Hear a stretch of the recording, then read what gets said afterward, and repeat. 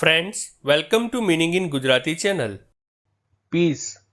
Piece શબ્દનો અર્થ ટુકડો, ભાગ, ખંડ, સંયુક્ત વસ્તુનો એક ઘટક ભાગ, અંશ, નંગ, કકડો, નમૂનો, દાખલો, ચિત્ર, સાહિત્યની કે સંગીતની રચના થાય છે.